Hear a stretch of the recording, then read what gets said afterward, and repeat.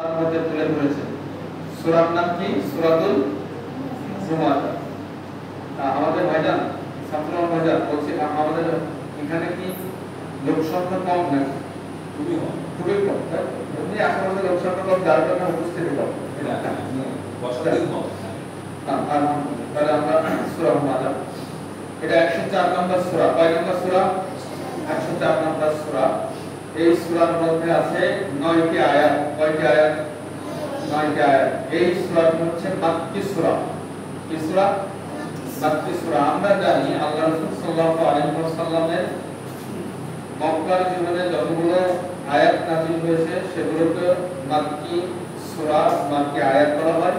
আর মদিনার জীবনে যতগুলো সূরা বা আয়াত নাযিল হয়েছে তাকে আমরা মাদানী সূরা হিসেবে জানি। কিন্তু আল্লাহ রাসূল সাল্লাল্লাহু আলাইহি ওয়াসাল্লামের হিজরতের পূর্বে যতগুলো সূরা নাযিল হয়েছে তাদের সেই সমস্ত সূরাকে বলা হয় মাক্কি সূরা, এবং আল্লাহ রাসূল সাল্লাল্লাহু আলাইহি ওয়াসাল্লামের হিজরতের পরে যতগুলো সূরা আয়াত নাযিল হয় সেগুলোকে বলা হয় মাদানী সূরা। ঠিক আছে? ইনশাআল্লাহ সবাই কিন্তু শুনতে হবে, অন্যদিকে তাকালে হবে না। ঠিক আছে? তোমরা পিছিয়ে যাও, ওইদিকে যাও। এখানে যদি আমার মুখ দেখতে না পাও তাহলে ওইদিকে চলে যাও। হ্যাঁ, এটা এক্সপ্রেশন, এটা দেখলে মোটামুটি মনের ভিতরে কেটে যাবে ইনশাআল্লাহ। এই সূরার প্রথম অংশে আল্লাহ রাব্বুল আলামিন 5টি পাপের কথা বলেছেন, এবং এই সূরার শেষ অংশে আল্লাহ রাব্বুল আলামিন 3টি শাস্তির কথা বলেছেন। তাহলে এই সূরার প্রথম অংশে কয়টি পাপের কথা বলেছেন? 5টি। আর শেষ অংশে কয়টি শাস্তির কথা বলেছেন? 3টি। আমি যখন ইন্ডিয়ার ঝাড়খণ্ডে বক্তব্য দিয়েছিলাম গতবার প্রোগ্রামে, তো ঝাড়খণ্ডে একটা মাদ্রাসা ছিল, বিশাল বড় মাদ্রাসা। ওই মাদ্রাসায় আমি এই আলোচনাটি করে আমি আবার একটা টেস্ট নিয়েছিলাম, পরীক্ষা নিয়েছিলাম তাদের উপরে। বেশ ছোট ছোট বাচ্চারা, আমি যা শুনেছিলাম, হ্যাঁ আমি তো বলেছিলাম তারা শুনেছে, এই প্রত্যেকটা কথার উপরে সুন্দর করে তা উত্তর দিতে পেরেছিল। আমিও বক্তব্য একবার শেষ অংশে গিয়ে বলছে আমি তোমাদের কাছে প্রশ্ন করবো, ইনশাআল্লাহ তোমরা উত্তর দিবে ইনশাআল্লাহ। তাহলে বলে এই সূরাটি কত নম্বর সূরা? এই সূরাটিতে কয়টি আয়াত রয়েছে? এই সূরাটি মাক্কি সূরা নাকি মাদানী সূরা? এই সূরার প্রথম অংশে কয়টি শাস্তির কথা বলা হয়েছে? এই সূরার শেষ অংশে প্রথম অংশে কয়টি পাপের কথা বলা হয়েছে? 5টি। শেষ অংশে কয়টি শাস্তির কথা বলা হয়েছে? ইনশাআল্লাহ। আচ্ছা, আমরা এবারে ভিতরে প্রবেশ করার চেষ্টা করি ইনশাআল্লাহ। আউযু বিল্লাহি মিনাশ শাইতানির রাজীম। বিসমিল্লাহির রাহমানির রাহিম। আল্লাহ রাব্বুল আলামিন বলেছেন ওয়াইলুল লিকুল্লি হুমাযাতিল লুমাযা। দুর্ভোগ প্রত্যেকটি ওই মানুষের জন্য। এখানে মাহবুবের আসতে রাখুন ভাইয়া, আছে মাহবুবের জন্য এটা ধরে নেব। ওয়াইলুল লিকুল্লি হুমাযাতিল লুমাযা। দুর্ভোগ, ধ্বংস প্রত্যেকটি ওই মানুষের জন্য যারা মানুষের পেছনে এবং সামনে মানুষকে নিয়ে সমালোচনা করে, নিন্দা করে। আল্লাহ রাব্বুল আলামিন বলেন হুমাযা এবং লুমাযা, একটা হচ্ছে পেছনে নিন্দাকারী, একটা হচ্ছে সামনে নিন্দাকারী। তো এই দুই শ্রেণীর মানুষের জন্য হচ্ছে দুর্ভোগ। কোন মানুষের পেছনে কটু কথা বলা যাবে না, কোন মানুষের অপমানজনক কোন কথা, যে আমি এই কথাটা বললে ওই ভাইটি অপমানিত হবে, সমাজে লাঞ্ছিত হবে, বঞ্চিত হবে, এমন কোন কথা কোন মুসলিম নারী এবং পুরুষ কখনো অন্য কোন পুরুষের, অন্য কোন ব্যক্তির সামনে পিছনে বলতে পারে না। তো আল্লাহ সুবহানাহু ওয়া তাআলা প্রথমে বলেছেন যে দুর্ভোগ প্রত্যেকটি ওই মানুষের জন্য যারা মানুষের পেছনে নিন্দা করে, সমালোচনা করে। অনেক আলেম ওলামা এই দোষে দোষী। অনেক ওলামায়ে কেরাম, অনেক আলেম ওলামা পাশাপাশি চাকরি করতেছে, এক কলিগ আর এক কলিগের পিছনে এভাবে তার নিন্দা করতেছে। আমরা দেখতে পাই এক প্রতিবেশী আর এক প্রতিবেশীর পিছনে নিন্দা করতেছে। রাসূল সাল্লাল্লাহু আলাইহি ওয়াসাল্লামের কাছে প্রশ্ন করা হলো, আল্লাহ রাসূল এই যে নিন্দা করা বা গীবত করা, সমালোচনা করা, গীবতটা কি একটু বলবেন? তাহলে রাসূল সাল্লাল্লাহু আলাইহি ওয়াসাল্লাম বলেন যে তুমি কোনো ভাইকে নিয়ে এমন কোনো কথা বললে যে পরবর্তীতে ওই ভাই যদি তোমার এই কথা শুনতে পায় তাহলে সে হৃদয়ে মনে কষ্ট পাবে, সেটাই হচ্ছে গীবত। তখন সাহাবারা বললেন আল্লাহ রাসূল যদি ওই ব্যক্তির মধ্যে ওই দোষটি থাকে তাহলে কি গীবত হবে? তখন আল্লাহ রাসূল সাল্লাল্লাহু আলাইহি ওয়াসাল্লাম বলেন যে ব্যক্তির মধ্যে যদি দোষ থাকে তাহলে তুমি সেটা গীবত করলে, পরনিন্দা করলে, আর ব্যক্তির মধ্যে যদি দোষ না থাকে তাহলে তুমি তাকে অপবাদ দিবে। তাহলে পিছনে নিন্দা দুই ভাবে হয়। কয় ভাবে? দুই ভাবে। একটা হচ্ছে পরনিন্দা আর একটা হচ্ছে অপবাদ। একটা হচ্ছে গীবত আর একটা হচ্ছে অপবাদ। পিছনে নিন্দা কয়ভাবে হয়? দুই ভাবে। একটা হচ্ছে গীবত আর একটা হচ্ছে অপবাদ।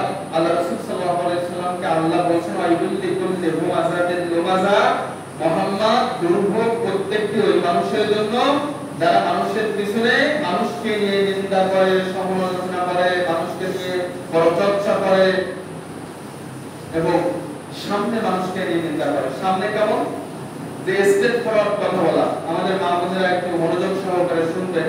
আপনাদের মধ্যে বেশিরভাগই এই দোষটা বেশি রয়েছে যে অন্যকে নিয়ে কথা বলা, পাশের বাড়ির ভাবিকে নিয়ে, চাচুকে নিয়ে, বৌমা তার শাশুড়িকে নিয়ে, শাশুড়ি তার বৌমাকে নিয়ে, এভাবে নিয়ে আমরা প্রতিনিয়ত এই পাপে আমরা পাপিষ্ঠ হচ্ছি। অথচ এটা হচ্ছে শয়তানের একটা ফাঁদ।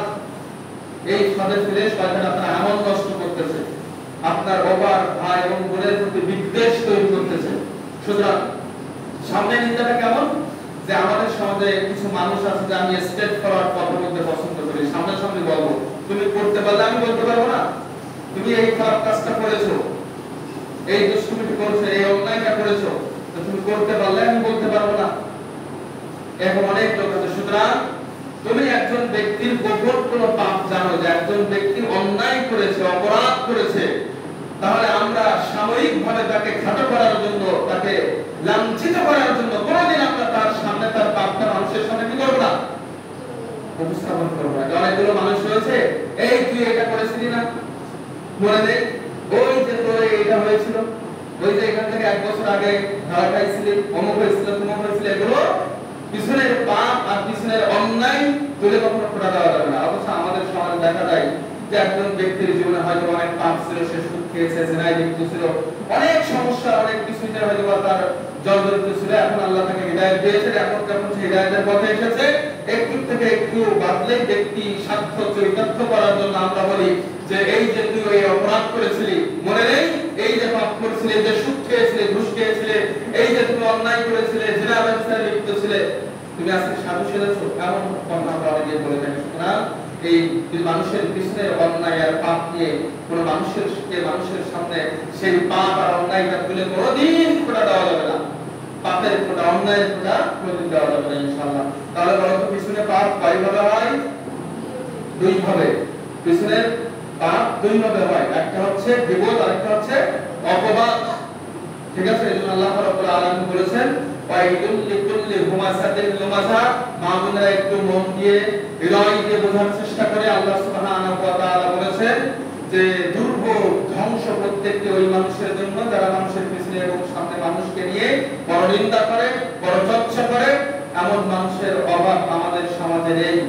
সহিহ ইবনে হিব্বানের মধ্যে আল্লাহ রাসূল সাল্লাল্লাহু আলাইহি ওয়াসাল্লাম বলেছেন ইবসুরু আহাদাকুমুল বাজাতা ফি আইনিল আখি ওয়া ইন মুসাল্লি জিজআ ফি আইনিহি। আল্লাহ রাসূল বলেছেন যে তোমাদের একজন ব্যক্তি অপরের চোখের মধ্যে সামান্য খড়ফোঁটা দেখতে পায়, কিন্তু নিজের চোখের মধ্যে বিশাল আয়তন বৃক্ষরাজির মতো, বটগাছের মতো পাপ সে দেখতে পায়। তাই না? এমনটা হয় না? এই হুজুরদের মধ্যে সমস্যা নেই। এমন করে এক হুজুর আর এক হুজুরে দেখতে পারতেছে না, মানে এক হুজুর আর এক হুজুরের ভিতরে অনেক দোষ দেখতেছে। আবার বৌমা তার শাশুড়ির মধ্যে, শাশুড়ি তার বৌমার মধ্যে, ভাবি তার ননদদের মধ্যে, আবার ননদেরই তার ভাবির মধ্যে অনেক পাপ দেখে, কিন্তু এই সেম পাপ, এই অধিক পাপ তার নিজের মধ্যে আছে, নিজের চোখের মধ্যে লুকিয়ে আছে।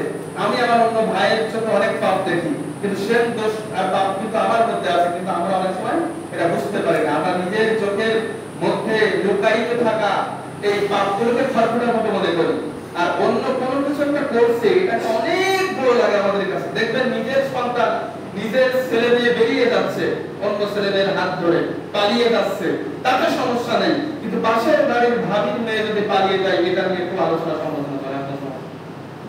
এমন হয় না যে নিজের ছেলে বেরিয়ে যাচ্ছে, আকাম কুকাম করতেছে, নিজের মেয়ে রিলেশন করতেছে, জিনা ব্যবসায় লিপ্ত হচ্ছে, অন্যায় অশ্লীল সম্পর্কে জড়িয়ে আছে, তাতে কোনো সমস্যা নেই, কিন্তু অন্যের মেয়ে যদি এরকম অশ্লীল কাজে জড়িয়ে যায়, তাতে আরো কিছু ঢিল ঢেলে দিয়ে, আরো কিছু অতিরঞ্জিত শব্দ জড়িয়ে দিয়ে কিভাবে বিষয়টাকে পরিস্থিতি থেকে গরম করা যায়, এই ব্যাপারে আমাদের মাঝে সেরকম করবে এরকম হবে। সুতরাং আমরা সবাই দোষী, আমরা আপন পাপের বাটখারা দিয়ে আমরা অন্যের দোষ মাপি। এই অভ্যাস পরিত্যাগ করতে হবে প্রিয় ভাইরা। সুতরাং শয়তান ফ্রি করে দেয়। আপনি এখন মসজিদে আসুন, শয়তান আপনার সময়টাকে বিজি করে দিবে, আর তুই তো ব্যস্ত, বাইরে এটা আছে। কিন্তু কেউ চায়ের দোকানে বসে বসে একজন ব্যক্তি আরেকজন ব্যক্তিকে নিয়ে যদি আপনার সাথে গীবত করে, ওই গীবতটা শুনতে খুব ভালো লাগে। শয়তানও সময়টাকে ফ্রি করে দেয় এবং এটা শুনতে বলতে বেশ এই মজমাটাকে অনেক সুন্দর আনন্দ ঘনময় মুহূর্ত করে দেয় শয়তান, যার কারণে শুনতে ভালো লাগে, বলতে ভালো লাগে এবং বলতে বলতে যদি থেমে যায় আমরা বলি যে ভাই তারপরে আর কি হয়েছিল। ও একভাবে আরেকভাবের সাথে যদি এমন আলোচনা সমালোচনা করে, আমরা একভাবে আরেকভাবে বলি ভাবি তারপরে ঘটনাটা বললে না, তা তুই আসিস ওই মাগরিবের পরে আসিস বলে বলবানে সময় করে। ও আবার মাগরিবের পরে বাচ্চা কাচ্চা রেখে আবার আরেক ভাবির কাছে যায় যে খুলে শুনতে দেয়। এমন আছে না? গ্রামগঞ্জে আছে যে আসিস পরে খুলে বলবানে। তো এই খুলে বলা বলি এই সমস্যা আমাদের মধ্যে আছে। এজন্য আল্লাহ সুবহানাহু ওয়া তাআলা বলেছেন ওয়াইলুল লিকুল্লি হুমাযাতিল লুমাযা, দুর্ভোগ প্রত্যেকটি ওই মানুষের জন্য যারা মানুষের পেছনে এবং সামনে মানুষকে নিয়ে নিন্দা করে। তাহলে আমরা কোনদিন ভুলেও মানুষের পেছনে সামনে কখনোই নিন্দা করব না, মানুষকে নিয়ে খারাপ কথা বলবো না। কিন্তু দুঃখজনক হলো সত্য যে আমরা আজকে ব্যক্তি স্বার্থকে উদ্ধার করার জন্য হলেও আমরা একজন আলেমকে কলঙ্কিত করতে, একজন ব্যক্তিকে কলঙ্কিত করতে, একজন সাধারণ মানুষকে কলঙ্কিত করতে চাই না, অপবাদ দিতে চাই না। আপনার সাথে আমার বলতেছে না, বা আমার সাথে আমার আরেক ভাইয়ের হয়তো বা সম্পর্ক বনিবনা ঠিক নেই, তো কি হলো আমি একটা অপবাদ তার উপরে চাপিয়ে দিলাম। ওইটা আল্লাহ রাসূল সাল্লাল্লাহু আলাইহি ওয়াসাল্লাম যাচ্ছিলেন, কথা বলতে অনেক চলে আসে, আমি জ্ঞান করে কথা বলছি, সংক্ষিপ্তভাবে শেষ করে দেবো ইনশাআল্লাহ, অ্যাব্রিভিয়েশন করে কথা ক্লোজ করে দেবো ইনশাআল্লাহ। আল্লাহ রাসূল সাল্লাল্লাহু আলাইহি ওয়াসাল্লাম মিরাজে যাচ্ছেন, মারহাবা ইলা কারা আল্লাহ রাসূল সাল্লাল্লাহু আলাইহি ওয়াসাল্লাম এক শ্রেণীর মানুষকে দেখলেন এই তামার নখ দিয়ে মুখ সব ভাসিয়ে ছিঁড়ে ফেলছে, বুক সব ছিঁড়ে ফেলছে, কাঁচা গোশত গাল থেকে খুশি সব ছিঁড়ে দিচ্ছে। আল্লাহ রাসূল বলেছেন কারা এরা? আল্লাহ রাসূল বলেছেন এই সমস্ত মানুষ যারা এই কোরবানের গোশত খেয়ে বেড়ায়। গীবত করা মানে মানুষের পিছনে কথা বলা, মানে একজনের পিছনে নিয়ে তাকে নিয়ে আরেক জায়গায় আরেকজনের সাথে লাগানো, মানে এটা কোনো ভালো মানুষের কাজ হতে পারে? যেই ব্যক্তি আপনার সাথে অন্য কোনো মানুষকে নিয়ে মন্দ কথা বলে, এটা বুঝে নিয়ে না আপনাকে নিয়ে অন্য মানুষের সাথে মন্দ কথা বলে, ভালো মানুষের কাজ না। এই মুখ হাসে সব ছেড়ে ফেলছে। আল্লাহ রাসূল বলেছেন যারা দুনিয়ায় গোশত খাইতো, রব্বাকে নিয়ে কথা বলা আর মৃত ভাইয়ের গোশত খাওয়ার সমান। আচ্ছা, মৃত ভাইয়ের গোশতকে খাওয়া যায় না? উদাহরণ আল্লাহ রাসূল দিলেন কেন? সাপোজ মনে করেন আমি নিজামউদ্দিন ভাইকে নিয়ে গীবত করলাম, নিজামউদ্দিন ভাই আছে সিঙ্গাপুরে, বুঝেন ভালো কথা, নিজামউদ্দিন ভাইকে নিয়ে আমি এখানে আপনাদের সামনে পরনিন্দা করলাম, পরচর্চা করলাম, উনি আছেন সিঙ্গাপুরে, ওরা কি কিছু করার থাকবে? ওই কিছুই করতে পারবে? বানিয়েও বললাম, সাজিয়ে বললাম, বসিয়ে বললাম, অপবাদমূলক বললাম, ওরা কিছু করার নেই। যেমনটি মৃত ব্যক্তি যদি মারা যায়, তার শরীর থেকে যদি আপনি মাংস হাসিয়ে হাসিয়ে নিয়ে একটু বলবে উফ এটা করিস না, এতটুকু বলতে পারবে? এই করার ক্ষমতা নেই তার নিজেকে প্রোটেকশন দেওয়ার একটু ক্ষমতা নেই। ঠিক মানুষকে নিয়ে যখন মানুষ পরনিন্দা প্রচর্চা করে, ওই দূরে থাকা ব্যক্তির ক্ষমতা হয় না এটাকে বাধাপ্রাপ্ত করা। এটা আল্লাহ রাসূল সাল্লাল্লাহু আলাইহি ওয়াসাল্লাম বলেছেন যে গীবত করা মৃত ভাইয়ের শরীর থেকে গোশত হিসিয়ে নেওয়াটা যেমন গীবত করাটা ঠিক তেমন অপরাধ।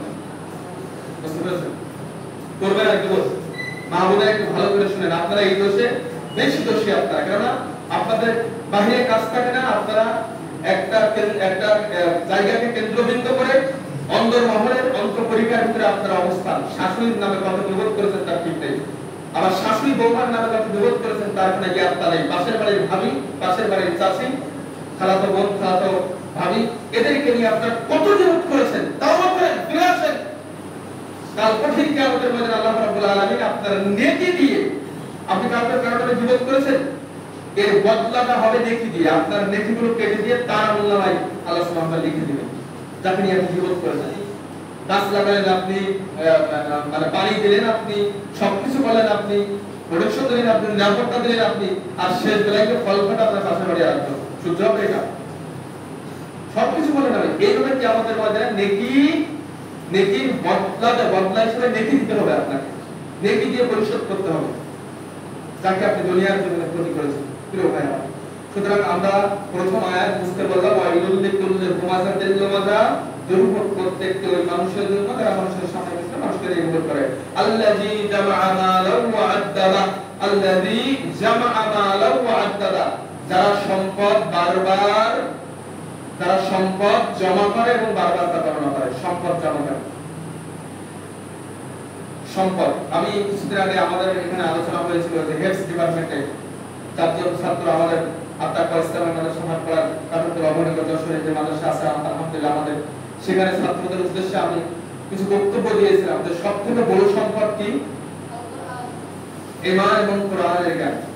আল কোরআনের জ্ঞান, তখন আল কোরআনের জ্ঞান অর্থাৎ ঈমান, তার মানে আল কোরআনের জ্ঞান। আল্লাহ বলেন আর রহমান, দয়াময় আল্লাহ, দয়াময় আল্লাহর সবথেকে বড় দয়া আল্লামাল কোরআন, কোরআনের জ্ঞান, তাই না? ঈমান। কিন্তু আজকে আমরা কেন জানি আমরা আল্লাযী জামাআ মালা ওয়া আদ্দাদা, আল্লাহ বলছেন দুনিয়ায় কিছু মানুষ থাকবে তারা দুনিয়ার পূজারী, দুনিয়ার সম্পদ জমা করতে চায়, তাদের জন্য হচ্ছে দুর্ভোগ। দুর্ভোগটা কি? আমি যেমন বললাম এই আয়াতের প্রথম অংশে 5টি পাপের কথা এবং শেষ অংশে 3টা শাস্তির কথা বলা হয়েছে। ওই 3টা শাস্তি কি কি এটা বললে বুঝতে পারবেন যে কিসের দুর্ভোগের কথা বলছেন আল্লাহ। বুঝতে পারছেন? আল্লাহ বলছেন দুর্ভোগ। এই দুর্ভোগটা কি? এরপরে ওই পাপগুলো বললেন কি এই দুর্ভোগটা কোন কোন পাপের জন্য, এই পাপের আলোচনা করে ওই দুর্ভোগটা কি প্রথম বলে ওই শেষ অংশে আল্লাহ রাব্বুল আলামিন ওই দুর্ভোগের কথা তুলে ধরেছেন। তাহলে দুটি পাপ, পিছনে মানুষকে নিয়ে কথা বলা, নিন্দা করা, প্রচর্চা করা, সামনে মানুষকে নিয়ে মানুষকে লাঞ্ছনা দেওয়া, অপমানিত করা, আর 3 হচ্ছে আল্লাযী জামাআ মালা ওয়া আদ্দাদা, যারা সম্পদ জমা করে, ও আদ্দাদা, এবং 4 নম্বর হচ্ছে যারা সম্পদ বারবার গণনা করে। আমি কথা বলছি সম্পদ জমাকারী, যারা দুনিয়ার সম্পদের পূজারী, সাদাকা করতে চায় না, সাদাকা করতে চায় না। অনেকে আমাদের ভিতরে আছে, কেন? সাদাকা করলে কমে যাবে। অনেকে আছে আমাদের বাৎসরিক একটা যাকাতের অংশ থাকে, তাই না? আমরা যাকাত দিতে চাই না, কেন? আমাদের সম্পদের অংশ কমে যাবে। অথচ আমরা সুদ ভিত্তিক অর্থনীতি বুঝতে খুব করব, যাকাতের হিসাব বুঝি বা না বুঝি, সুদের হিসাব খুব কঠিন ভাবে বুঝি আমরা। এই সুদের ব্যাপারে কথা বললে অনেক কথা বলা যাবে। আজকে দেখেন আমরা আজকে এই যে সুদ ভিত্তিক অর্থনীতিতে আমরা আজকে ডুবে আছি এবং এটাকে আমরা সুদের পূজা করতেছি। আমরা সুদের পূজারী। কেন বললাম? আমি আফ্রিকার একটা নৃবিজ্ঞানের একটা উদাহরণ টেনে কিছু আলোচনা করতে চাচ্ছিলাম, কিন্তু সময় হয়তো বা পাবো না, যেহেতু একটা 15-20 মিনিট আবার চলা আছে। তো আপনাকে বুঝতে হবে যে সম্পদ আপনার ইসলামের মাদ্রাসা ভাবপাড়া কাটাতুল আহ্বানগঞ্জ যশোরে যাকাতের কিছু অংশ যদি আমি দেই, আমার সম্পদ কমবে না। আমার ওসর থেকে যদি আমি কিছু বের করে দেই আল্লাহর রাস্তার জন্য বা এই বিভাগটি মসজিদের জন্য, আমার সম্পদ কমবে না। এটা বুঝতে হবে আপনাকে। রাসূল সাল্লাল্লাহু আলাইহি ওয়াসাল্লাম বলেন পৃথিবীর মানুষ খলিকাত লাকুমুল আরদ, তোমাকে সৃষ্টি করা হয়েছে দুনিয়ার জন্য। ভালো করে বুঝবেন, ওয়া আনতুম খুলিকতুম লিল আখিরাহ, আর তোমাকে সৃষ্টি করা হয়েছে আখিরাতের জন্য। ভালো করে বুঝবেন আপনি যে দুনিয়াকে সৃষ্টি করা হয়েছে কাদের জন্য? আমাদের জন্য। ওয়া আনতুম খুলিকতুম লিল আখিরাহ, আর তোমাকে সৃষ্টি করা হয়েছে আখিরাতের জন্য। তাহলে আমাদের এই দুনিয়ায় আমরা 2 পয়সা ইনকাম করি, 2 পয়সা ব্যয় করব, 2 পয়সা জমা করব, সব দুনিয়াকে টার্গেট করে, নাকি আখিরাতকে টার্গেট করে? আখিরাতকে টার্গেট করে। তো যদি আখিরাতকে টার্গেট করেন আপনি যে না আমার এই দুনিয়ায় আমি যা কিছু করব এটা আমার টার্গেট আখিরাত, তাহলে কি আপনি দুনিয়ায় সম্পদের পূজারী হতে পারেন? দুনিয়ার সম্পদ জমা করতে পারেন? হ্যাঁ, দুনিয়ার সম্পদ জমা করেন, কিন্তু যারা সাদাকা না করে, যারা যাকাত না দিয়ে, যারা ওশর না দিয়ে, যারা সম্পদের পূজারী হয়ে সম্পদ একমূলক করে, পঞ্জীবিত করে রাখে, আল্লাহ বলেন তাদের জন্য হচ্ছে দুর্ভোগ।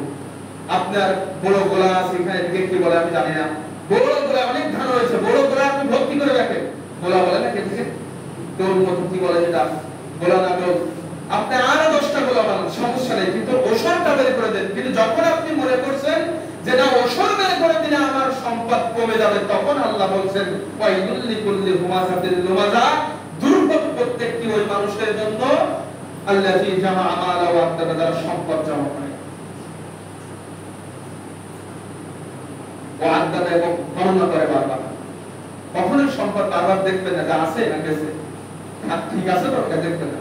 আপনি বললেন যে হুজুর তাহলে একটু ব্যালেন্স চেক করতে পারবেন না, ব্যালেন্স চেক করতে পারবেন, মোবাইলের টাকা দেখতে পারবেন, ব্যাংকের টাকা দেখতে পারবেন, বারবার হিসাব করতে পারবেন, আপনার টাকাটা সমস্যা নেই। কিন্তু ওই গণনা করতে পারবেন না, ওই রকমের গণনা করতে পারবেন না যেই গণনা আপনার চোখের ঘুম কেড়ে নিয়েছে, আপনার আল্লাহর স্মরণকে ভুলিয়ে দিয়েছে, আপনার তাহাজ্জুদ ভুলিয়ে দিয়েছে, আপনার মনটা আনচান আনচান করে, ঘুম হয় না, টেনশন হয়। এমন গণনা কখনো করবেন না যেই গণনা আপনার সালাত নষ্ট করে দিচ্ছে। আসলে সালাত নষ্ট করে দেয় না, যে সালাতে এসে দাঁড়ালেই মোটামুটি একটা চিন্তা ভাবনা চলে আসে যে না, আমি তো আমার এই যে আব্দুল গফফার সাহেব আমার কাছ থেকে এত কেজি ডাউল, এত কেজি চাউল নিয়ে গেল, টাকা কত দিল, কত আছে, এটা অনেক টেনশন হবে। এই যে দুনিয়া আমাকে চিন্তা ভাবনা বাদ দিতে হবে, সুদ ভিত্তিক চিন্তা ভাবনা বাদ দিতে হবে। আমি এই মাদ্রাসায় কিছু দান করলে আমার কমে যাবে, এই চিন্তা ভাবনাই আপনাকে বাদ দিতে হবে। বিখ্যাত একজন মুজাদ্দিদ হাতেম আল আসাম রাহমাতুল্লাহ আলাইহি, তাকে একবার জিজ্ঞাসা করতেন, অনেক কোটিপতি ছেলে, তিনি অনেক ধনী মানুষ ছিলেন, তো বসবাস করতেন একেবারে জীর্ণশীর্ণ ভাবে। দেখবেন আমাদের সমাজে কিছু মানুষের অনেক টাকা পয়সা আল্লাহ দেয়, কিন্তু দেখেই বোঝা যায় না যে আসলে টাকা পয়সা, কোনো বোঝা যায় না, সিম্পলি করে। এই হাতেম আল আসাম রাহমাতুল্লাহ তিনি এরকম সিম্পল জীবন যাপন করতেন। হাতেম আল আসাম আলা বালাইকা আমরা, আপনি কিসের ভিত্তিতে আপনার জীবনটা চালান আপনি বলেন তো? উনি বলছেন আলা তাওয়াক্কুলি আলাল্লাহি আযজা ওয়া জাল, যে আমি আল্লাহর উপরে ভরসার ভিত্তিতে আমি আমার জীবনটা পরিচালনা করি। আলিমতু, আমি জানি, আন্না রিজকি লা ইয়াকুলুহু গায়রিহি, সেই রিজিক আল্লাহ আমার জন্য বাজেট করে রেখেছে, লা ইয়াকুলুহু গায়রিহি, সেই রিজিক পৃথিবীর অন্য কেউ খেতে পারবে না। আপনি চিন্তা করতে পারেন, তবে আমার হক আদায় করলে কমে যাবে, আমার এটা নষ্ট হয়ে যাবে, আমি এই মাদ্রাসা মসজিদে দান করলে এটা হয়ে যাবে, এই চিন্তাটা আমাকে জমা করতে হবে, আমাকে এই ব্যালেন্সের মালিক হতে হবে, আগামী 30 সালের ভিতরে আমাকে এটা করতে হবে, সেটা করতে হবে। সুদ, ঘুষ, অন্যায় আর হালাল হারামের জবটা না করে আপনি যেই মিশনে নেমেছেন, আল্লাহু আকবার, এই মিশন তো আপনার হাতে নেই, এই গণিত আপনার, এই অ্যাকাউন্ট আপনার হাতে নেই। আপনি আপনার সম্পূর্ণ ভরসা করতে হবে আল্লাহর উপরে, যে না, যে রিজিক আমার জন্য কন্ট্রোল করা, বাজেট করা, এর বাইরে আমার জন্য কিছু নেই, এটা আমার হবেই। আমার তকদিরে যেটা লেখা আছে, প্রিয় ভাই আমার, সুতরাং আমরা যেন সম্পদের পূজারী না হই, আমরা সম্পদের সদ্ব্যবহার করব। যখন আসবে না এই সম্পদ, এটা ভাগ, এটা এটা এটা এটা আমরা দিব। আর সব থেকে বড় সম্পদ হচ্ছে দুনিয়াতে একজন আলেম সন্তান রেখে দেওয়া। সব থেকে বড় সম্পদ ইলম অর্জন করা। আমরা দুনিয়ার সম্পদ গোছানোর জন্য ব্যস্ত, কিন্তু আখিরাতে কিয়ামতের মাঠে একজন আলেম যে তার বাবার জন্য কি ঢাল হয়ে দাঁড়াবে, একজন আলেম যে তার বাবার জন্য জাহান্নাম থেকে কত প্রতিবন্ধকতা হয়ে দাঁড়াবে, আমরা এই সম্পদকে গুরুত্ব দিচ্ছি না। আচ্ছা, যদি একজন ব্যক্তির 10 বিঘা সম্পদ আছে, তার ছেলে গাঁজা খায়, বা আলেম না নন আলেম নামাজ কালাম পড়ে না, আর একজন ব্যক্তির কোনো কিছুই নেই কিন্তু তার একজন আলেম সন্তান আছে, এই দুইজন পিতার মধ্যে কে সফল হয়ে আছে? যিনি আলেম। কেন এটা সন্দেহ আছে না? যিনি আলেম সন্তানের বাবা, এই বাবা সফল না? কি মনে হয় ওই আলেম সন্তান তার বাবার দোষ ত্রুটি থাকতে পারে, কিন্তু আলেম সন্তানকে কিয়ামতের কোন একটা স্টেপে গিয়ে বলা হবে যে তুমি তোমার বাপের জন্য সুপারিশ করতে পারো। কিন্তু উল্টা দেখা যাচ্ছে, যেই সন্তান দুনিয়াতে সাধারণ আবেদ এবং গুনাহকারী হিসাবে কিয়ামতের ময়দানে উপস্থিত হবে, এই সন্তান দেখা যাচ্ছে তার বাপকে জাহান্নামে না নিয়ে জাহান্নামে যাবে। ইয়া আইয়ুহার রূহুত তাইয়্যিব, ইয়া আইয়ুহান নাফসুল খাবিস, আর নাফসুত তাইয়্যিব, এই দুটার মধ্যে একটা পার্থক্য আছে। এরকম একটা উন্নত সন্তান, জাতীয় সম্পদ, দুনিয়ার সম্পদ, বারজাকি জীবনের সম্পদ, কিয়ামতের মাঠের সম্পদ তৈরি করার জন্য মূলত আত্মাকওয়া ইসলামে আমাদের সাথে তৈরি করেছে। আমি মনে করি ইনশাআল্লাহ আমি আল্লাহর উপরে ভরসা করে চ্যালেঞ্জ দিতে পারি,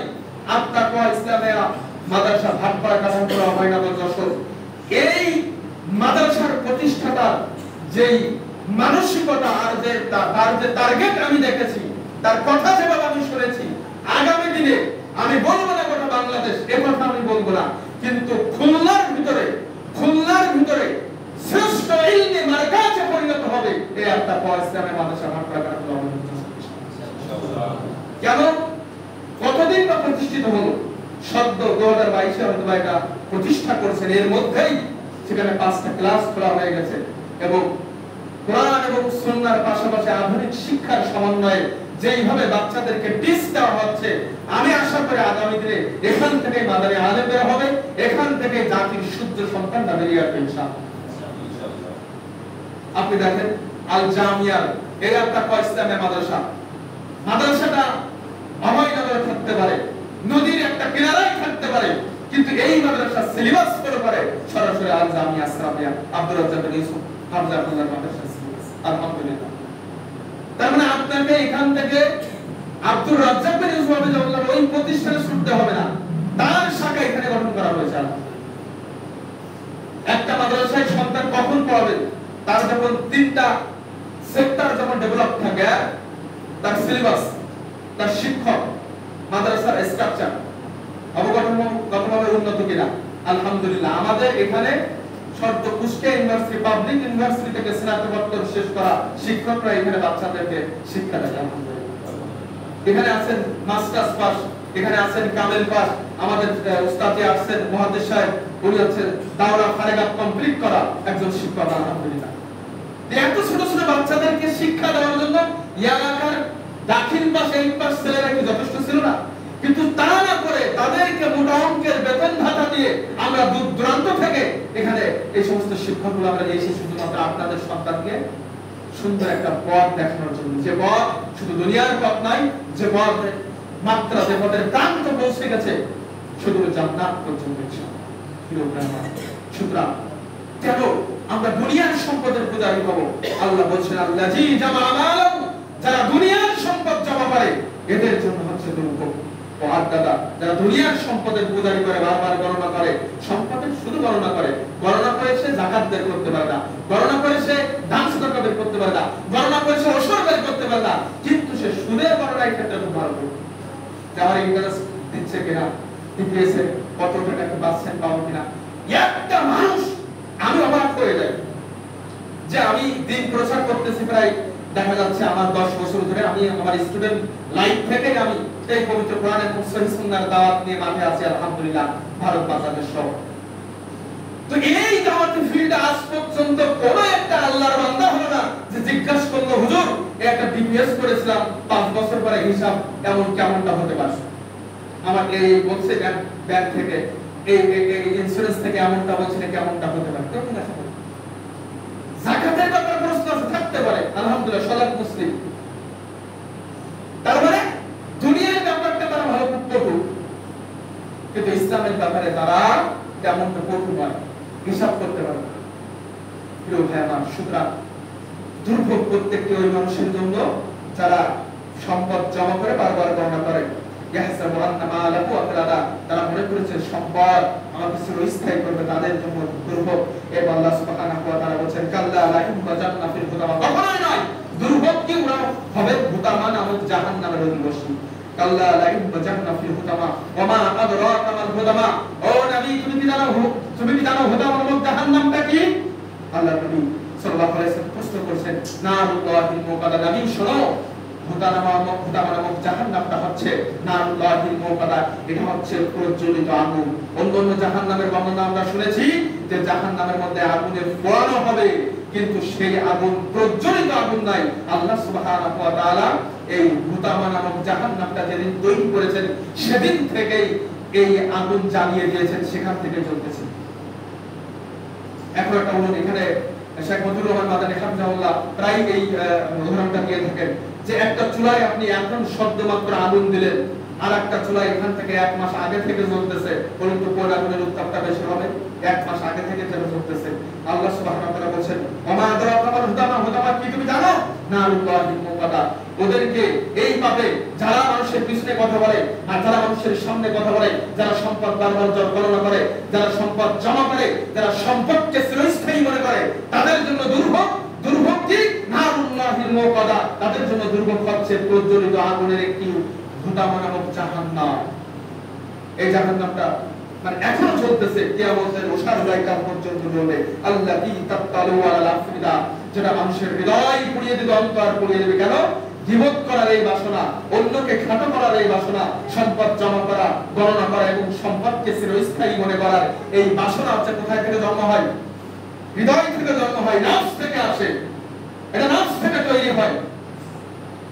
এজন্য আল্লাহ সুবহানাহু ওয়া তাআলা বলেন আল্লাযী তাতালু আলাল আফিদা, এই আগুন, এই প্রজ্বলিত আগুনের তেজস্ক্রিয়তা এত বেশি যে এটা মানুষের হৃদয়, অন্তর পুড়িয়ে দিবে, ছারখার করে দিবে, অন্তর পুড়িয়ে দিবে। অন্য জাহান্নামের আগুনগুলো মানুষের চামড়া পুড়িয়ে দিবে, কিন্তু এই জাহান্নামের আগুন মানুষের হৃদয়, অন্তরটা পুড়িয়ে দিবে। ইন্নাহা আলাইহিম মুকসাদা, এটা তাদেরকে পরিবেষ্টন করে রাখবে, এটা তাদেরকে পরিবেষ্টন করে রাখবে। অন্যান্য জাহান্নামের এই উপরের অংশটা খোলা থাকবে, অন্যান্য জাহান্নামের উপরের অংশটা খোলা থাকবে, কিন্তু এই ভূতামা নামক জাহান্নামটা পরিবেষ্টনকারী অবস্থায় থাকবে। চতুর্পাশে পরিবেষ্টন করে, এর কোনো জানালা থাকবে না, এর কোনো ফাঁকা স্থান থাকবে না। রাইস কুকারে যখন রান্না করা হয় কি উত্তাপটা বেশি পাওয়া যায় না? প্রেসার কুকারে যখন গোশত রান্না করা হয় উত্তাপটা বেশি পাওয়া যায় না? খোলা কড়াইতে যখন আপনি গোশত রান্না করেন তখন কি সিদ্ধ হতে দেরি লাগে? কেন? উত্তাপ কম হয়। এই জাহান্নামটা ঠিক এই প্রেসার কুকারের মতো মনে করতে বলছি না আপনার, কেমন হবে আল্লাহ ভালো জানেন, কিন্তু এমনটি হবে যে চতুর্পাশ দিয়ে আটকানো, পরিবেষ্টন করা। এরপর আল্লাহ রাব্বুল আলামিন বলেন ফি আমাদিন মুমাদ্দাদা, বড় বড় স্তম্ভের সাথে তাদেরকে ঘিরে দেওয়া হবে, বেঁধে রাখা হবে। শিক্ষক ছাত্রকে পিটাইছে, একটারে হাত খুলে দিয়ে পিটাইছে, আরেকটারে বেঁধে পিটাইছে, শাস্তি পাবে কে বেশি বলুন তো? একটা বাড়ি মারলে যায় এইভাবে একটু বলালে একটু সান্ত্বনা পাওয়া যায়, একটু প্রশমিত হয় আঘাতটা, কিন্তু যখন বাড়িটা মারা হয় আর আমার হাত যখন বাঁধা থাকবে, আমি ওখানে একটু হাতটা বলাতে পারবো না, তখন ব্যথাটা বেশি লাগবে। আল্লাহ সুবহানাহু ওয়া তাআলা বলেন ফি আমাদিন মুওয়াদ্দাদা, দীর্ঘায়িত স্তম্ভের সাথে তাদেরকে বেঁধে দিয়ে, গেড়ে দিয়ে তাদেরকে শাস্তি দেওয়া হবে। পাপ কি? পাপ খুব সোজা। কি? ওপার ব্যক্তিকে নিয়ে কথা বলেছেন, ওপারকে নিয়ে নিন্দা করেছেন। এই মাদ্রাসায় এসে আমার নামেও নিন্দা করা হয়েছে, এই মাদ্রাসায় চাকরি নেওয়ার পর থেকে আমার নামেও মানুষ অপবাদ দিয়েছে। আল্লাহর কাছে বিচার দিলাম। আমার জীবনে ছোটবেলায় আমি অনেক আমদাব দাম চুরি করে খেয়েছি, অসম্ভব কিছু না, কিন্তু আমার জীবনে আমি কোনোদিন কারোর কাছ থেকে চুক্তি করে আমি 2 পয়সা খেয়েছি এই বক্তব্যের ফিল্ডে প্রমাণ নেই।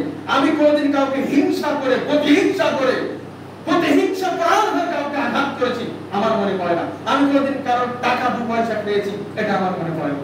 অথচ এই আত্মা পয়সামের মাদ্রাসা এই দায়িত্ব নেওয়ার পরে আমার নামেও অপবাদ চলে গেছে।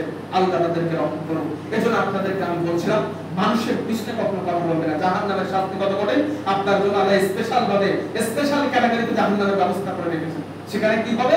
সেখানে বেঁধে আপনাকে পিটানো হবে। সেখানে কি হবে? আপনাকে ফ্রাই করা হবে। পরিবেষ্টনকারী জাহান্নাম। প্রিয় ভাইরা, বাচ্চাদের উদ্দেশ্যে বক্তব্যটা আজকে ছিল। বলো তো বাচ্চারা, যে এটা কত নম্বর সূরা? 104। কয়টি আয়াত ছিল? এটা মাক্কি সূরা নাকি মাদানী সূরা? এই সূরা প্রথম অংশে কয়টি শাস্তির কথা বলা হয়েছে? শেষ অংশে কয়টি কয়টি পাপের কথা বলা হয়েছে প্রথম অংশে? আর শেষ অংশে কয়টি শাস্তির কথা? 3টি শাস্তির কথা। আলহামদুলিল্লাহ, এই বক্তব্য আজকে এটা শুনলো ইনশাআল্লাহ। আমি মনে করি যে আগামী দিনে এই বিষয়ের উপরে এরাই বক্তব্য দিবে, আমার থেকে ভালো দেবে ইনশাআল্লাহ। বক্তব্য হবে এমন ক্লাসের মতো। প্রিয় ভাই আমার, আলহামদুলিল্লাহ আমাকে অনেক মেহনত করে আমাদের নিজামুদ্দিন ভাই আপনাদের এই পাশে ডেকে নিয়ে এসেছে। আগামীতে প্রয়োজনে যদি হয় আলহামদুলিল্লাহ শিফট করব, কোনো সমস্যা নেই, এখানে জীবন কাটিয়ে দেব। কিন্তু আমরা বাচ্চা পাচ্ছি না। অর্থ করে রাখুন, আপনার পরামর্শটা আমার দরকার। আমি কেন আপনার তো অনেকে এখানে এসেছেন, সবাই সালাম, সবাইকে তো দেখি না। এই একজন আল্লাহর বান্দা মাঝে মাঝে যায়, আপনাদের ইনভাইট করলে তারা চলে যায় আলহামদুলিল্লাহ। কিন্তু আমি চাচ্ছিলাম আপনারা যারা আছেন, আপনারা ওখানে গিয়ে চা খান, মাঝে মাঝে গল্প করেন, একটা পরামর্শ দিয়ে আসেন। পরামর্শটা যদি শিক্ষক, ছাত্র বা প্রতিষ্ঠানের কাজে লাগে, কি এর জন্য আপনি সওয়াব পাবেন না? নাকি পাবেন না? কেন? আপনি যাচ্ছেন, সাইকেল নিয়ে যাচ্ছেন, ঠিক আছে, সাইকেলটা রেখে দেন, যে আপনার ইসলামী মাদ্রাসা, আমাদের মাদ্রাসা, আমার মাদ্রাসা, দেখি কেমন অবস্থা। সমস্যা হবে এটা অনেক বড় কঠিন কাজ। এই মাদ্রাসাটা কি কোনো মানুষের নাকি আল্লাহ এবং আল্লাহ রাসূলের ঘর? আল্লাহর ঘর। মাদ্রাসা আল্লাহর ঘর, মসজিদ আল্লাহর ঘর, এটা আল্লাহর ঘর। তাহলে কেন কেন আমাদের ভিতরে পিছিয়ে পড়া? আচ্ছা, যিনি এই মাদ্রাসা করছেন তিনি কি না করলে এটা ভালো হতো? এখানে এই মাদ্রাসাটাকে না থাকলে ভালো হতো এমন কিছু না। আপনি মনে করেন না খুতবা দিতে এসেছি আমার মাদ্রাসার প্রচার করতে আসছি না, মাদ্রাসার কথা তো বলবো, যেহেতু মাদ্রাসার মাধ্যমেই আমি আপনাদের এখানে এসেছি। তো এই মাদ্রাসাটা না থাকলে তো আমাদের পাইতেন না, কিছু আলেম ওলামা আসতো না, কিছু ছাত্র তৈরি হতো না। এখানে সুবহানাল্লাহ আলহামদুলিল্লাহ ইস্তেগফারের শিক্ষা দেওয়া হয়। এখানে বাচ্চাদের এই যে বাচ্চা আমি এত অ্যাটেনশন এদের ভিতরে দেখেন। আমি একটু বললাম, জাস্ট আমি একটু বললাম একটা সূরার উপরে বক্তব্য, এখন মনে হচ্ছে ওরাই দিচ্ছেন আমি শুনতেছি, তাই এমন মনে হচ্ছে না? এখানে এই যে ট্যালেন্ট ছাত্র, এরকম একটা প্রতিষ্ঠান যদি না করতাম হয়তো বা প্রাইমারিতে দিত, বা কেউ বিরাট স্কুলে পড়াইতো, কেউ সুশীল, কেউ এনজিও বিভিন্ন স্কুলে পড়াইতো। স্কুলে পড়লে কি এইভাবে তাদের ব্রেনকে শার্প থাকতো? আপনি স্কুলের একটা ছাত্রকে বলেন সূরা হুমাযা, ও 2 মিনিট পরে হয়ে যাবে যে হুজুর কি বললো, হুমাযা কি বললো, এরকম বলতো। এই যে ছাত্রগুলো আমরা তৈরি করতেছি, আপনাদের সামনেই প্রুফ দিল যে আসলে হুজুর কি নিয়ে আলোচনা করলো, তার একটা সার সংক্ষেপ আপনাদের সামনে উপস্থাপন করলো। তাহলে এই মাদ্রাসাটা আমাদের জন্য কল্যাণকর না অকল্যাণকর? অবশ্যই কল্যাণ। প্রিয় ভাই, আশীর্বাদের বাকি প্রত্যেকটা মা এবং বোন, মারা যারা আছেন আপনারা শোনেন, আপনার হাজবেন্ড হয়তো বা আপনার স্বামী হয়তো বা চাইবে না যে আপনার সন্তানকে মাদ্রাসায় লেখাপড়া করাইতে, হয়তো কোনো কারণে সে না চাইতে পারে। অথবা এমন হতে পারে যে আপনি চাচ্ছেন, মা বোনদের মধ্যে কেউ চাচ্ছে না, বা আপনার স্ত্রী চাচ্ছে না, এমনটাও হতে পারে। আপনার ভয়, আমি আল্লাহর রাস্তায় আপনাকে বলে যাই, আল্লাহর রাস্তায় আপনাকে বলে যাই, আপনার সন্তান যদি একজন আলেম হয়, তো আপনি হবেন এক শ্রেষ্ঠ মা পৃথিবীতে, আপনি হবেন একজন শ্রেষ্ঠ সন্তানের বাবা। কারণ আল্লাহ রাব্বুল আলামিন বলেছেন আল উলামা ওয়ারাসাতুল আমবিয়া, আলেম ওলামা হচ্ছেন সরাসরি নবীদের ওয়ারিস। সুবহানাল্লাহ বলেন। চিন্তা করতে পারেন আপনি, যেই নবীর জন্য, যে মুহাম্মদ সাল্লাল্লাহু আলাইহি ওয়াসাল্লাম, যার জন্য আমরা এত পাগল করা, যার আদর্শকে ধারণ করার জন্য পৃথিবীতে এত মানুষের এত মেহনত, সেই নবী বলেছেন ও আমার ওয়ারিস। মানে আপনি আলেম তৈরি করলেন মানে আপনার ওয়ারিস থাকলো না, নবীর ওয়ারিস হয়ে গেল। সুবহানাল্লাহ। তাহলে আমরা আমাদের সন্তানকে সম্পদের ওয়ারিস, ক্ষমতার ওয়ারিস, আমরা আমাদের সন্তানকে চাকরির ওয়ারিস, আমরা আমাদের সন্তানদেরকে জায়গা জমির ওয়ারিস বানানোর আগে আমাদের সন্তানদেরকে আমরা নবীর ওয়ারিস বানানোর চেষ্টা করব ইনশাআল্লাহ। আল্লাহ আমাদেরকে কবুল করুন। আমিন। সবাই উপস্থিতি এসেছি, আবার আসবো ইনশাআল্লাহ, ডাকলেও আসবো, না ডাকলেও আসবো ইনশাআল্লাহ। কিন্তু আমরা চাই যে প্রত্যেকটা মানুষ, প্রত্যেকটা ব্যক্তি, আমরা যে আর জামিয়া আসরাফিয়া আসতে মুআদালা করেছে, ওখান থেকে মদিনায় মুআদালা, এখান থেকে জামিয়াতে যাবে, ওখান থেকে তারা মদিনায় সরাসরি পড়তে যাবে। যে প্রতিষ্ঠান আমরা দাঁড় করিয়েছি, আপনার কাছে অর্থ চাইতে আসেনি, অর্থের ব্যবস্থা আল্লাহ করে দিবেন, কিন্তু আপনি পরামর্শ না দিলে আপনি দায়ী হয়ে যাবেন। আপনার বাড়ির পাশে মাদ্রাসা, অনেক ঝড় ঝান্ডা কইয়ে পর্যন্ত এসেছে, আরো কিয়ামত পর্যন্ত এটা থাকবে, কিন্তু পরামর্শ দেওয়ার ক্ষমতা হতে পারে যে আল্লাহ আপনার মধ্যে এমন একটা বুদ্ধি, এমন একটা মিরাক্কেল কিছু একটা দিয়েছেন যেটা কাজে লেগে যেতে পারে, সেটা আমরা পাচ্ছি না, আমাদের আওতায় সেটা ধরতেছে না, হতে পারে। তাহলে আমরা নেক্সট টাইমে আমরা যখন অনুষ্ঠান করবো ইনশাআল্লাহ, আমরা একসাথে এক জায়গায় থাকবো ইনশাআল্লাহ। ইনশাআল্লাহ হাত তুলে বলি ইনশাআল্লাহ। ইনশাআল্লাহ। দেখেন ছোট্ট একটা হাদিস, ইবনে মাজাহ প্রথম নাম্বার খণ্ডের 60 নাম্বার হাদিস, ইবনে মাজাহ প্রথম নাম্বার খণ্ডের 60 নাম্বার হাদিস। রাসূল সাল্লাল্লাহু আলাইহি ওয়াসাল্লামকে আবু সাঈদ খুদরি রাদিয়াল্লাহু তাআলা বলেছেন, রাসূল সাল্লাল্লাহু আলাইহি ওয়াসাল্লাম ইযা খাল্লাসাল্লাহুল মুমিনিনা মিনান নার ওয়া আমিনু মুজাদালা ইউহাসাবু ফিল আখি ইয়াকুল লাহু ফিদ দুনিয়া শাদ্দা মুজাদালা। কাল কঠিন কিয়ামতের ময়দানে, ভালো করে শুনেন, শেষ বক্তব্য এই হাদিসটা বলে শেষ। কাল কঠিন কিয়ামতের ময়দানে আল্লাহ রাব্বুল আলামিন এক শ্রেণীর ব্যক্তিকে জাহান্নাম থেকে বের করে দিবেন। তখন তারা কোথায় প্রবেশ করবে? জান্নাতে। কিন্তু ওই ব্যক্তিগুলো জান্নাতে প্রবেশ করবে না। তারা জান্নাতে প্রবেশ না করে তারা আল্লাহর কাছে আসবে, আল্লাহ আমরা জান্নাতে যেতে চাই না, কেন? আমরা জাহান্নামের মধ্যে এমন কিছু ভাই, এমন কিছু বন্ধুদেরকে আমরা রেখে এসেছি, ইখওয়ানুনা, তারা আমাদের ওই সমস্ত ভাই, কানু ইসাল্লুনা মাআনা ওয়া ইয়াসুমুনা মাআনা ওয়া ইয়াহুজ্জুনা মাআনা, যারা আমরা একসাথে সালাত আদায় করতাম, সুবহানাল্লাহ একসাথে বলতাম, আমরা আলহামদুলিল্লাহ একসাথে বলতাম, একসাথে হজ করেছি, উমরাও করেছি, ওয়া ইয়াসুমুনা মা'ানা, এবং আমরা একসাথে সিয়াম পালন করেছি, ইফতার করেছি, আর তারপর আমাদের সাথে ইফতার করেছি, বিবাদে মসজিদে ইফতার করেছি, একসাথে থাকতাম, সুবহানাল্লাহ একসাথে শিখতাম। ফাআদাখালতাহুমুন নার, আপনি তাদেরকে জাহান্নামে দিয়ে, আপনি আমাদেরকে জান্নাতে যেতে বলছেন, আমরা জান্নাতে যেতে চাই না, তাদেরকে না নিয়ে আল্লাহ ওই বান্দাগুলোর প্রতি খুশি হয়ে যাবে এবং আল্লাহ বলবে ঠিক আছে ইযহাবু যাও ফাখরিজু, তোমরা তাদেরকে বের করে নিয়ে আসো, মান আরাফতুম মিনহুম, যাদেরকে তোমরা চিনতে। তাহলে সেই মুহূর্তে এই কথাগুলো শুনে সুবহানাল্লাহ ধ্বনি দিয়ে, আল্লাহু আকবার ধ্বনি দিয়ে ওই ব্যক্তিগুলো জাহান্নামের দ্বার প্রান্তে গিয়ে ওই মানুষগুলোকে চিনে নিয়ে এসে তারা একসাথে সবাই মিলে জান্নাতে প্রবেশ করবে। সুবহানাল্লাহ।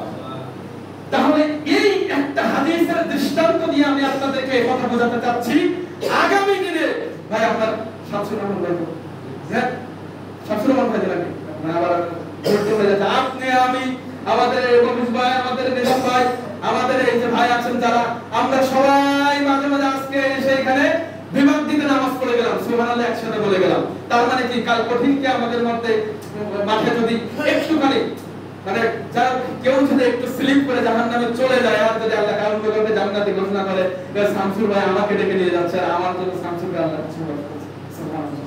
তাহলে আত্তাকওয়া ইসলামিয়া মাদ্রাসাতে যাবেন তো যাবেনই, একসাথে খাবো, একসাথে জোহরের সালাত আদায় করব, আল্লাহকে বলবো আল্লাহ আত্তাকওয়া ইসলামিয়া মাদ্রাসার এই প্রিন্সিপাল এসেছিল, এই হাদিস বলেছে, হাদিসের সম্মান রক্ষা করার জন্য আত্তাকওয়া ইসলামিয়া মাদ্রাসার বাচ্চাদের খোঁজ খবর নিয়েছি এবং তাদের সাথে নামাজ পড়েছি, এতগুলো সব আলেম হবে, এই আলেমরা আপনারা আমার জন্য সুপারিশকারী হবেন ইনশাআল্লাহ। আল্লাহ কবুল করুন। আমি আল্লাহ এই সংক্ষিপ্ত সময় যতগুলো আলোচনা করার তৌফিক আমাদের দান করেছেন, আল্লাহ রাব্বুল আলামিন এর বরকতে এই সময়ের ওসিলায় একমাত্র আমাদেরকে জান্নাতুল ফেরদাউস দান করুন। আল্লাহ তাআলা আকুল কওলি হাযা ওয়াস্তাগফিরুল্লাহ।